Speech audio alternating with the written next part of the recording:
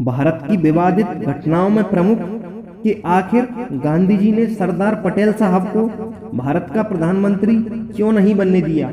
आइए आज मैं आपको इस मुद्दे के बारे में विस्तार से समझाता हूँ। हमारा देश 15 अगस्त सन 1947 को आज़ाद हो गया था, लेकिन उससे एक साल पहले ब्रिटेन ने हमारे हाथों में सत्ता सौंप दी थी। अब हमें अंतरिम सरकार बनानी थी। तय हुआ कि कांग्रेस का अध्यक्ष ही प्रधानमंत्री बनेगा। उस वक्त कांग्रेस के अध्यक्ष मौलाना अबुल कलाम आजाद थे। वो पिछले 6 सालों से इस पद पर थे। अब उनके जाने का वक्त हो गया था। तब तक गांधी नेहरू के हाथ में कांग्रेस की कमान देने का मन बना चुके थे।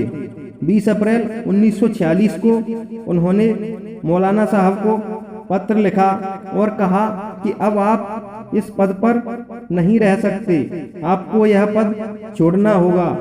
गांधी ने बिना कुछ कहे यह भी स्पष्ट कर दिया कि अगर इस बार मुझसे राय मांगी गई तो मैं जवाहरलाल नेहरू को पसंद करूंगा। इसके कई कारण हैं, लेकिन मैं उन कारणों का जिक्र नहीं करना चाहता। इस पत्र के बाद पूरे कांग्रेस में खबर फैल गई कि गांधी नेहरू को प्रधानमंत्री बनाना चाहते हैं।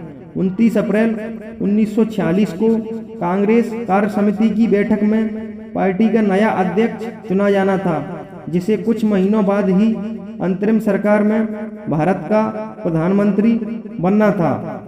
इस बैठक में गांधी जी के अलावा जवाहरलाल नेहरू जी, सरदार पटेल साहब, आचार्य कृपलानी जी, राजेंद्र प्रसाद साहब, खान अबुल गफ्फार खान के साथ कई बड़े दिग्गज कांग्रेसी नेता शामिल थे।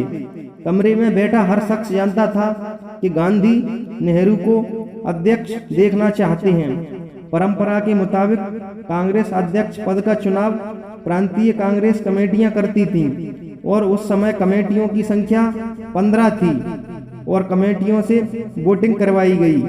15 कमेटियों में से 12 कमेटियों ने सरदार पटेल साहब के पक्ष में वोट किया।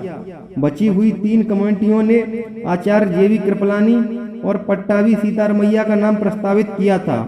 किसी भी प्रांतीय कांग्रेस कमेटी ने अध्यक्ष पद के लिए नेहरू का नाम प्रस्तावित नहीं किया था, जबकि सारी कमेटियां अच्छी तरह जानती थीं कि गांधी नेहरू को चौथी बार अध्यक्ष बनाना चाहते हैं।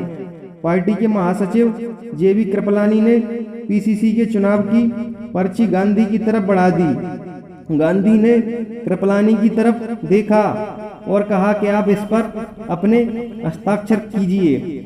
कृपलानी साहब समझ गए कि गांधी क्या चाहते हैं। उन्होंने नया प्रस्ताव तैयार कर नेहरू का नाम प्रस्तावित किया।